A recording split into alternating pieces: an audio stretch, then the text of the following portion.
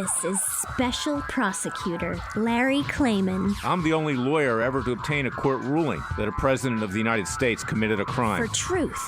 For competition. As a young lawyer, I helped break up AT&T. That's why you have all your cell phones today. For sovereignty.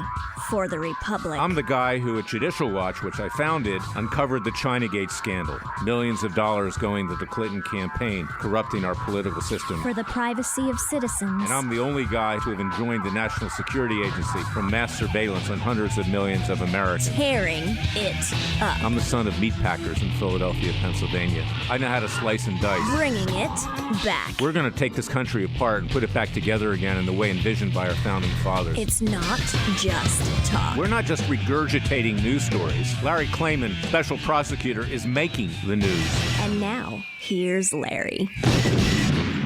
Welcome to this week's edition of Special Prosecutor with Larry Klayman. Another very important show. We're in the midst of the charade, the travesty of a mockery of a sham, of a mockery of a sham, as Woody Allen would put it, of the impeachment saga of Donald J. Trump. Not benefiting the American people at all, benefiting the cable news networks that carry it. Their ratings are boosted. Their advertising dollars are way up. I watch all stations just briefly, and then I turn it off. I go do work, or I watch the Golf Channel or the Tennis Channel, which is owned by Sinclair. We have Sharyl Atkinson on later. She has a show called Full Measure on Sinclair. It's much more powerful in terms of reaching people than even Fox News. 178 stations throughout the United States, local stations, and sports networks. They bought Fox's sports networks by and large. So we need to get the word out here, because what we are seeing right now is reality TV, and it's boring reality TV. And people don't even know what it's about. And in terms of the politicians that you see that are orchestrating this impeachment, on both sides, but let's just talk about the Democrats right now. It's the equivalent of political masturbation. Let me repeat that, and I don't mean this in a vulgar way, but that's what it is. Political masturbation, because that's how low class it is, that's how disgusting it is. And you see it over and over and over again, making the same points. You've got Adam Schiff, the congressman from West Hollywood. You've got Nadler, Gerald Nadler, a despicable human being. You've got these others out there, and they're just dripping venom and hatred towards the president of the United States. And what's it all about?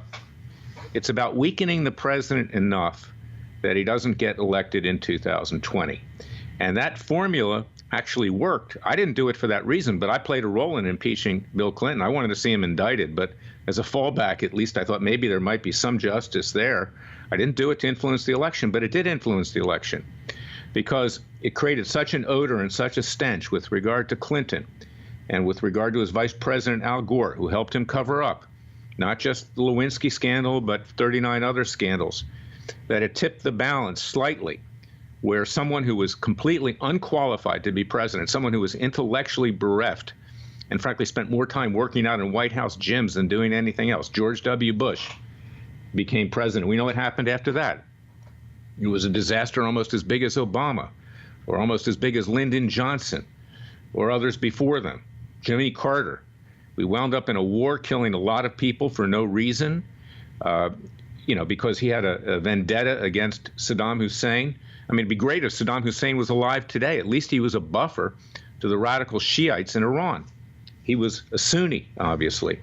And to keep Iran and Iraq fighting, frankly, would have been good. Let them kill each other, for that matter. Because, frankly, if they keep themselves occupied, they can't go after us or go after the Europeans or go after Israel or whatever. So this is what we got. And right now, we are enmeshed in this impeachment charade, a mockery of a travesty, of a sham, of a mockery of a sham, at the same time that there are serious crises going around in the world.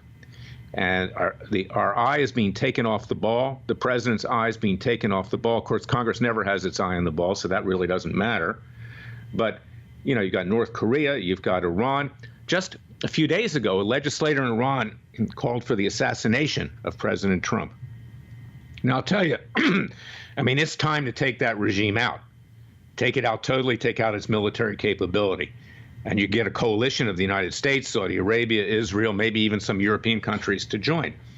But the president can't do that because he's preoccupied with what's going on. In fact, they don't let him do anything. He can't even take out a terrorist leader like Soleimani. of the Iranian Revolutionary Guard.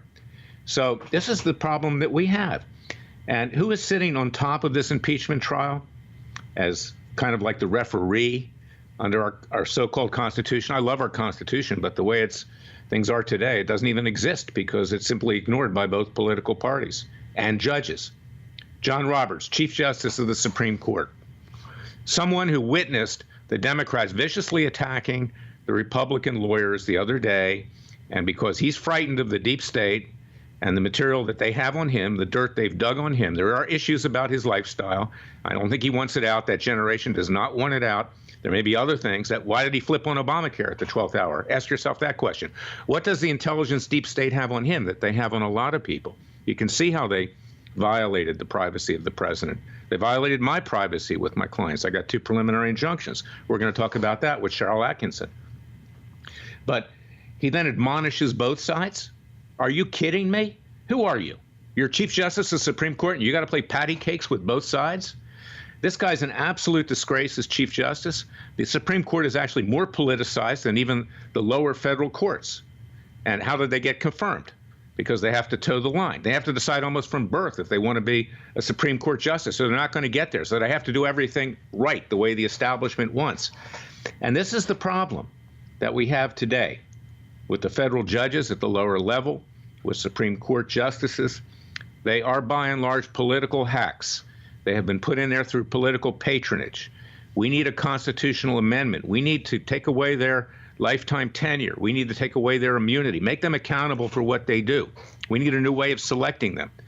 And sometime this year, we're going to have a Third Continental Congress where we suggest changes to the Constitution. We do need to change it. Our founding fathers were enlightened by God, as I've said many times, but they weren't God. And they made some errors, and this was the biggest error. Because without federal judges that can put an end to the charade of the impeachment or even administer it properly and fairly, as John Roberts has not done so far in this proceeding. I'll tell you something, if it comes down to one vote deciding whether Trump should be convicted, Roberts will side with the Democrats on that. Undoubtedly. He's a closet liberal. He may be closet something else for all I know. And I'm not a homophobe. I have gay people in my family. But that's not the issue. The issue is, are you blackmailed because you don't want it out? So this is the problem that we have today, and it's why people don't rise up, because they're afraid. We live in an Orwellian state, as Judge Richard Leon said, and even he bailed out after I got 2 preliminary injunctions in front of his court. He bailed out. I asked him if he had any contact with the intelligence agencies behind my back. He wouldn't answer that question. And I had information that the intelligence agencies had stuff on him from a whistleblower. So this is the world we live in today, and we're forced to endure this on television and in radio and every place else. And it's time that the American people rise up. Rise up by joining our Justice League at Freedom Watch. Go to freedomwatchusa.org. Join our Justice League. Support our cause. Engage in citizen justice, peacefully and legal, with our citizens' grand juries, with our hard-hitting cases, which some of them succeed. So this is something that we need to really focus on right now. And, you know, I take my hat off, and I'm going to talk about this in this segment and in the next segment. But Tulsi Gabbard today, a Democrat, sued Hillary Clinton, it was actually yesterday, for defaming her, calling her a Russian agent. You know, I take my hat out to Tulsi Gabbard. I wish she was more ideologically inclined with me. You know, I would support her in other ways, personally. But this is something that needs to be done. The president could have stopped this impeachment trial if he had pushed back. He had lawyers that always played it safe, that were afraid of their shadow. He could have sued the Intel deep state. He could have sued Mueller, as we did for Jerry Corsi, which kept Jerry Corsi from getting indicted when they tried to turn him to testify against the president by asking him to perjure himself. And people need to not be afraid, despite this deep state. Our founding fathers, you know, pledged their fortunes, their sacred honor, and risked their lives to form a new nation. We, the American people, need to rise up, because you see this clown show on Capitol Hill. It's not a benign clown show. It's a cancerous clown show. These people are disgusting, and they're corrupt, and they're compromised on both sides of the aisle. Mitch McConnell doesn't deserve any credit. All he's trying to do is preserve Republican control of the White House. That's it. The whole thing is a sham. Should never even have gone forward. And if Lindsey Graham, who also has skeletons in his closet, had subpoenaed Hunter Biden and Joe Biden before his Judiciary Committee a long time ago, the Democrats would have run for the exits. They wouldn't even be here today. So this is why you need to support judicial. It's a Freudian slip, because I do today at Freedom Watch what I used to do at Judicial Watch. Judicial Watch just gets documents.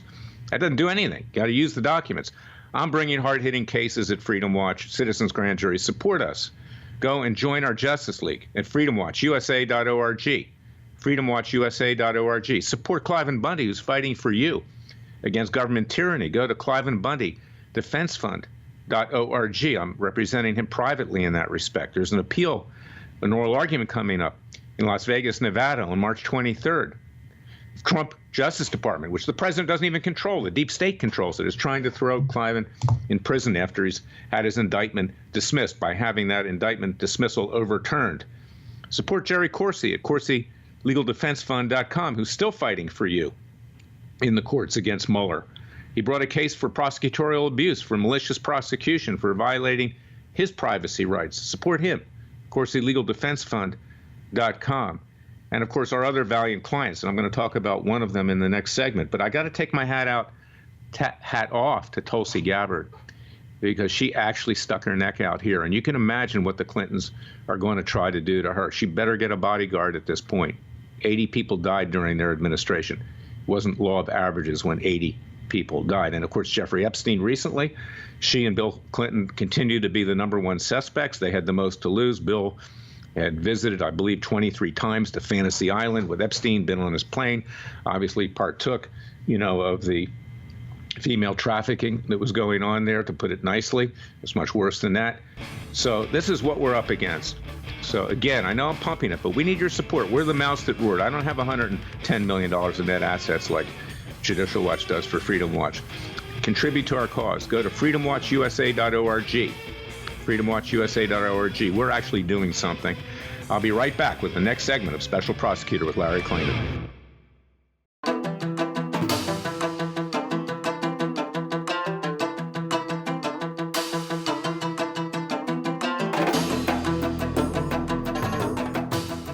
Fearless. Disclaimer, he's crazy, he's racist, he's out to kill the Democrats. Dangerous. You don't care, he uses the court and the law. Lethal. This is bad. Special Prosecutor Very bad. Larry Klayman. If you'd like to support Freedom Watch and this radio show, go to freedomwatchusa.org. Now I want to talk about another judicial outrage. I'm writing my next book. And for anybody listening, don't steal my title or you will be sued. It's copywritten. It's called It Takes a Revolution. It's a play off of Hillary Clinton's It Takes a Village. Okay, it takes a revolution. Forget the scandal industry. Forget Fox News. Forget CNN. Forget MSNBC. Forget the whole lot of them that are just profiting for themselves, that promise things every day on both sides of the aisle to boost ratings with their viewers. But in fact, those things are never delivered. They're never delivered because of the state that we're in today in the country. And who are our greatest protectors in principle? In principle, as the French say, en principe. That's the federal judges in terms of our Constitution and in terms of our rule of law. But as I said in the earlier segment, as I've said before, by and large, there are some exceptions. There are a bunch of political hacks when it comes to a case that has some tinge of government or politics in it. They scratch the backs of the establishment, or they react in a way, personally, to cases because they think they can get away with it, because they have life tenure, because they're never impeached, and because they're not held accountable. They have immunity from their decisions, so they believe.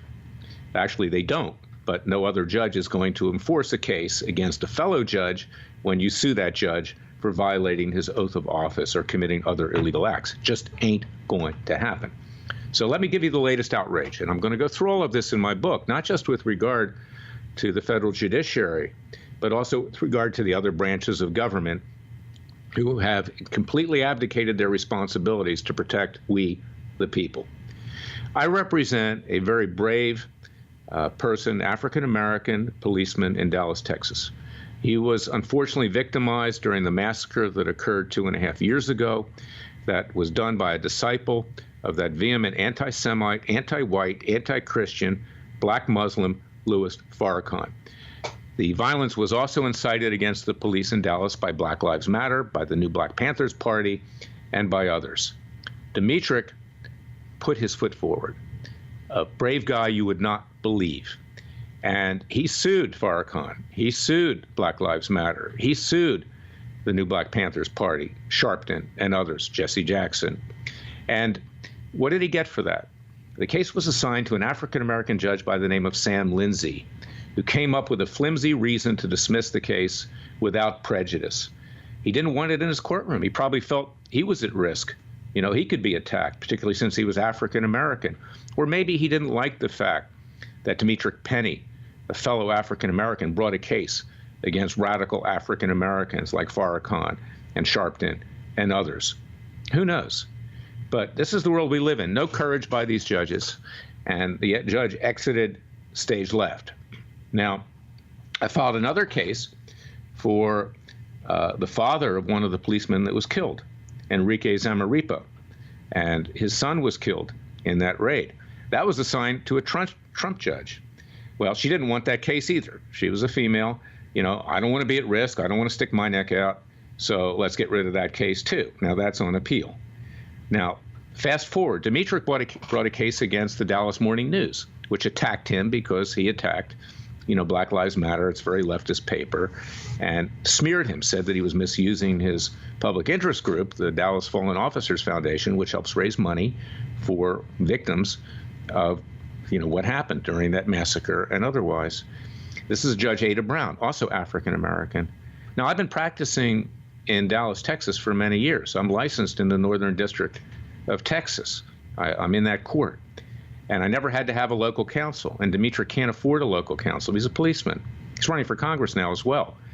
And so this judge comes in and says, Mr. Klayman, you can't represent Demetric unless you have a local counsel. Then we say, okay, we need time to get a local counsel. See, we can find somebody that'll do it pro bono. She won't give us time to do that. So this is what we're up against, you know, and Demetric has been called all kinds of names: Uncle Tom, a House N, a traitor. His life has been threatened. His family life was threatened. And no judge will stand up for him and will hold these people accountable. So the latest judge on the cavalcade of compromised dishonesty is Judge Ada Brown of the Northern District of Texas. And I see this every single day. Sometimes we break through, sometimes we get a good judge. I'll be filing more cases in state court in Florida and elsewhere because at least state court judges are accountable to the people for re-election. Federal judges are above the law because they have life tenure and they think they can do whatever they want. Dismiss cases because they don't consider plausible or they don't like it. And without them to protect us, we are left defenseless, and we're going into a revolution, I pray, peaceful and legal. Be right back.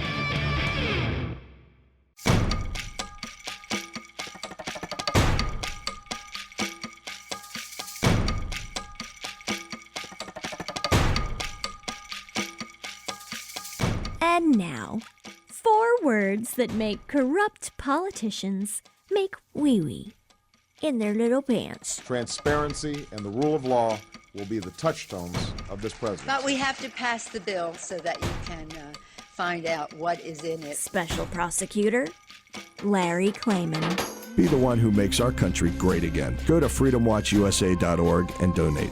I'm back with Sharyl Atkinson, the star of Full Measure on Sinclair Television, a great network. They own about 178 stations throughout the United States. They own most of the sports networks, which they purchased from Fox, interestingly enough. It's a network which allows you to say what you think and what you think should happen with regard to this country. So I really appreciate Sinclair. I appreciate Sharyl. And of course, we need more conservative voices out there, libertarian voices, other voices, because there's a monopoly in terms of cable news. And it's interesting because Sinclair, in one major market, has more viewers in one day than Fox News would have even in a month. I mean, that's the reach of Sinclair. So I welcome Sharyl Atkinson. In my view, she's a tremendous patriot. She's gone through her own trials and tribulations, previously been with CBS. She was illegally surveilled by the government intel deep state. She's been fighting that. I would like her to give us an update on what's happening in that regard and her observations on what's going on with this impeachment charade. And that's exactly what it is, whether you're Democrat, Republican, or independent. I mean, I don't think anybody disputes that notion. So, Sharyl, welcome to Special Prosecutor with Larry Klayman. Tell us about your show at Sinclair and how you've been fighting to uncover what happened to you with regard to illegal surveillance and how it harmed you. Well, a lot of people may not know that Sinclair owns the stations where Full Measure airs. My program is on Sundays, Full Measure. And I've had greater freedom than I've ever had in my professional career to pursue any story in any fashion, which grew more and more difficult at CBS, especially those last couple of years before I quit, because news narratives are so carefully shaped now by managers who don't want you to interview certain people or demand that the interviewees literally say certain things, or they won't use them, or that a story comes out a certain way. And when you tell them the facts don't support that, here's what's really happening, they don't want the story. That doesn't happen with me at Sinclair on Full Measure. So you will just see a lot of good old-fashioned reporting we'll hear all kinds of views, even views that are considered, for whatever reason, views you shouldn't hear about anymore. But you'll hear all sides, and you'll hear underreported stories that were very common 5-10 years ago, but you just don't hear anymore. And, I hope people will tune in, and you can watch replays at fullmeasure.news if you're interested in seeing what the types of stories we have are. Well, that's great. As I said, Sinclair owns about 178 or 180 stations throughout the United States because under FEC regulations, the major networks cannot control more than 30% of local networks. And it's a huge reach because you're reaching the average person, not just the couch potatoes left and right who watch these shows every night, who already have their opinions formed. And I believe, Sharyl, that the only way this country is going to change, it's not going to happen so much in the courts anymore because these federal judges are very politicized and, they have to pay back the people that got them in power largely. But it's to change the way the people think, to change our values, our ethics, our morals. And so what you're doing is so important. Now, tell me what has been happening in your lawsuit with regard to the illegal surveillance by the intelligence agencies that destroyed your relationship with CBS. Well, to bring you up to speed, we had the forensics we've had for years from 5 different forensics exams. CBS confirmed and announced some years ago that my computers had been remotely intruded upon, and we know it was government software. Anyway, none of that's in dispute, but when it comes to actually getting justice from the government, since the Department of Justice was involved and they will not investigate themselves or hold themselves accountable, we sued. And the case got thrown out after 6 years when the judge ultimately said, well, after 6 years, you ought to have the names of the agents who had access to the government software they used against you. We were suing John Doe's. And we argued, how could we have the names when the Department of Justice refused to give us a single piece of paper in discovery? In other words, we had no way to get the names or to know who the people are who access this equipment. Well, long story short, we did some detective work, and now we have a former federal agent who's confessed to being part of the surveillance against me. And here's what's important, Larry. It's not just me. He says, and we always knew or assumed and knew from sources, they were doing this to hundreds of innocent Americans, U.S. citizens and people, I'm sure other journalists as well. So that's why this whole thing mattered. And he gave some detail about the operation being run out of the Baltimore U.S. Attorney's Office under Rod Rosenstein at the time. And we have names of some of the other federal agents who were involved. So we're now suing those names. We have to see if the judge will let us move forward because Department of Justice, we expect, will still fight using taxpayer money. We'll still fight the case. So even if you have someone in handcuffs bringing themselves to the court saying, I did it, in our justice system today, that doesn't matter if the court won't let the case move forward or if Department of Justice doesn't want to have accountability. Sharyl, who's the judge and which president nominated that judge? The judge is Judge Brinkema in the Eastern District of Virginia. I don't know. I really don't know who nominated her. She's, okay, what year? I don't know what year she came in. I don't know any of that. Sorry. It almost doesn't matter because Democrat or Republican, they cover for the intelligence agencies. I believe they're afraid of it.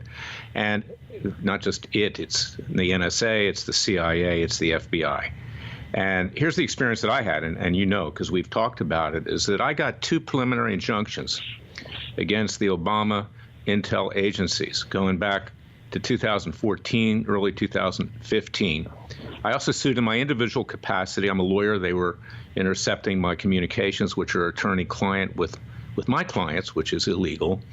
And consequently, it's not just that we got these injunctions, which gave rise to the USA Freedom Act, and the government comes in, our so-called government at the Justice Department says, well, now we have this law, so we don't need any, Mr. Klayman, it doesn't need to proceed anymore. And that is exactly what the judge did. He folded. And I had represented a whistleblower who said that the Chief Justice of the Supreme Court, that even the judge on the case, Judge Richard Leon, had been surveilled, among other judges, among prominent people, among critics, left and right of the government. And he just exited stage left. And I asked him, I said, Your Honor, did you have any ex parte communications with the defendants, with the intelligence agencies? Meaning that, did he do it without my knowing about it, on telephone calls or whatever? He would not answer the question. And I asked him more than once. And that's the problem, is that these judges are afraid. And this leads to our lead in here that we talked a little bit about before the show, Sharyl, is that it's mutual assured destruction in Washington. This deep state has stuff on everybody. On a lot of people, it has dirt. You see the Chief Justice of the Supreme Court, John Roberts, who flipped on Obamacare at the 12th hour. Ask why. What, if anything, did they have on him? What kind of leverage did the Obama administration have to get him to flip? Then, during this impeachment trial, and this is what I want to talk about now, you see that the Democrats get up there, impeachment managers, and are very rude, insulting, and aggressive and hostile towards the Republicans. Now, Republicans aren't blameless either, but not in this instance. They were just playing it straight.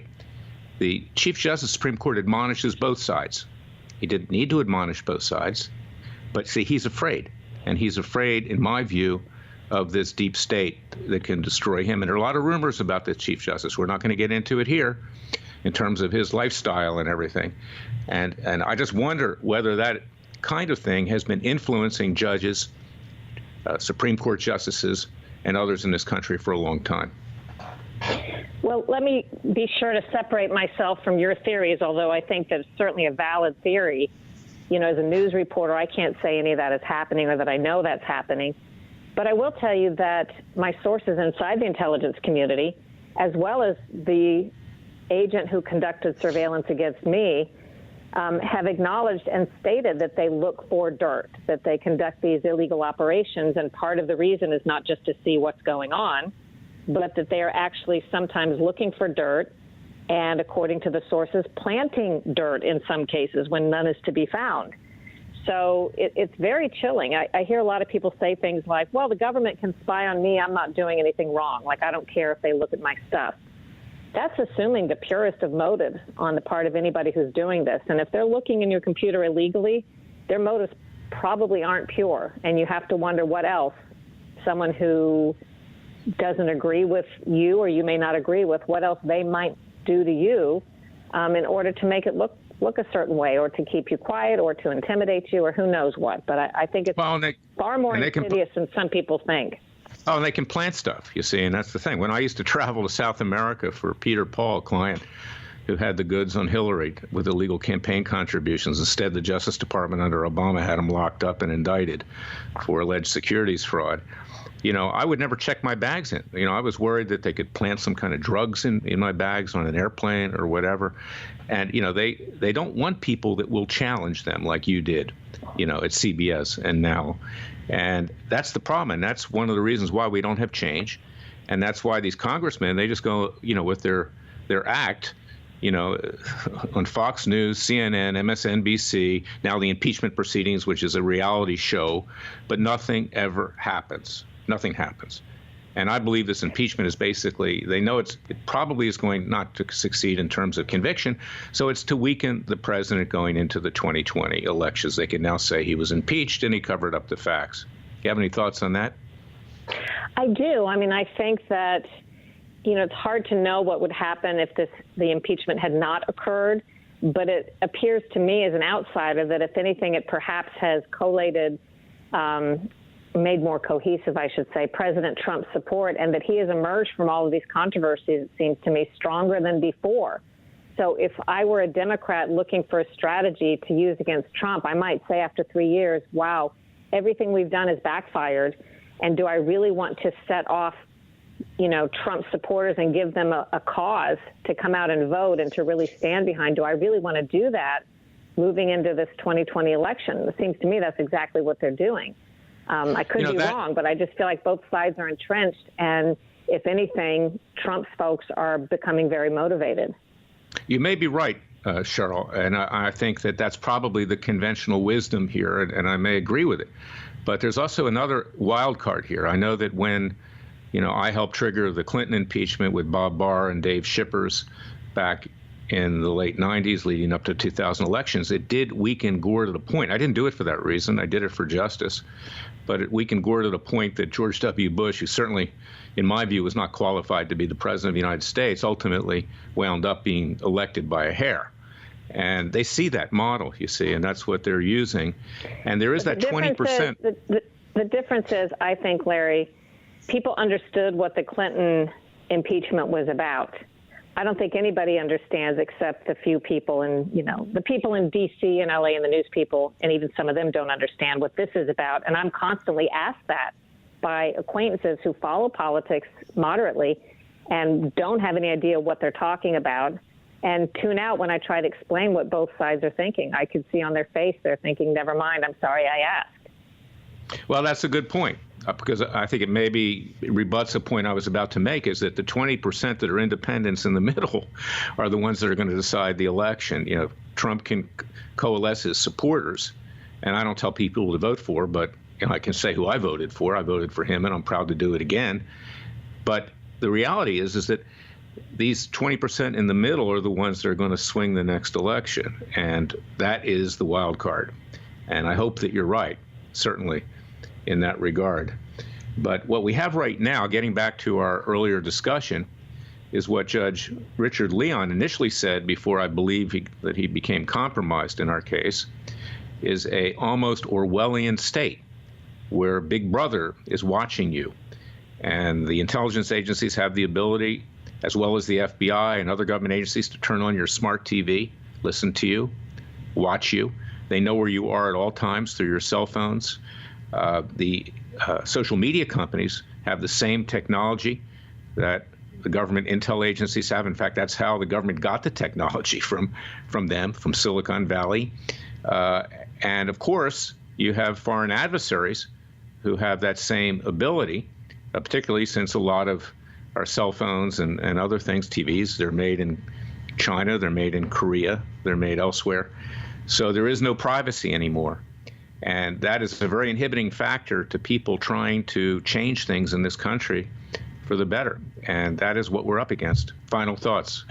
Side note, the forensics showed, and apparently this is common knowledge among intel folks who know it, I didn't know, when you talk about how they can listen in, I had Skype on my computer, and it turns out they can activate Skype secretly on your computer and listen into your conversations and use Skype to exfiltrate or to take out files and stuff from your computer. I mean, who would have thought that? There's all kinds of things. They've written code into software and programs that you have that you buy commercially. The intel agencies have code in there that makes it look like it's, normal, accepted, non-spyware, so that if you do a spyware scan, it won't show up. It'll say this is all good. Anyway, there's a million ways, like you say, they can do that. And I'm afraid that people are kind of accepting now that the government surveils, and they're less shocked than they were when this all first started coming up about 10, 15 years ago. I agree with you, Sharyl. I want to thank you. We're out of time. We'll have you back again, and we really appreciate what you're doing on Full Measure of Sinclair and just generally with regard to your activism. But I want to just basically say that people like Sharyl need to come forward if we're going to save this country. Thank you. Thank you so much.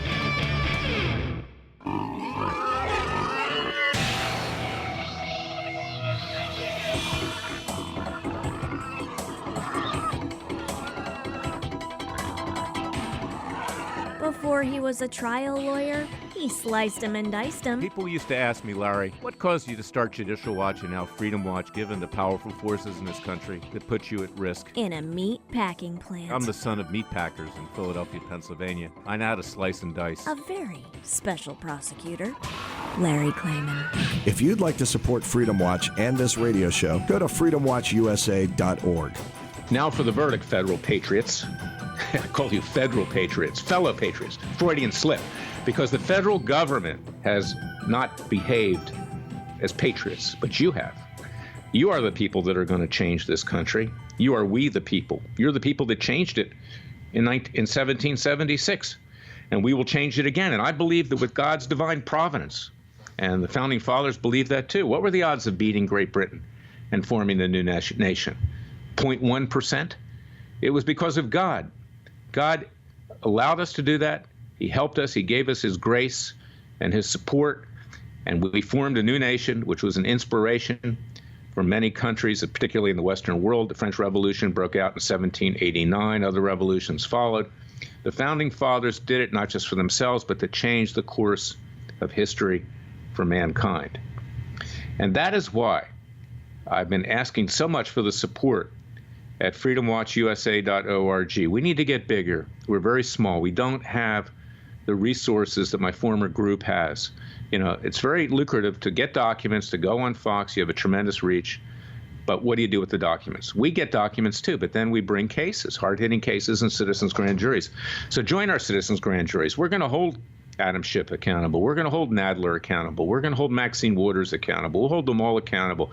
We're going to seek their indictments. We're going to try them. We're going to fry them legally and peacefully. We're going to sentence them. And we're going to ask the president to mete out those sentences. And hopefully he'll be reelected by then and can act with great strength, which he hasn't been. He hasn't been strong. Strong is not going on Twitter.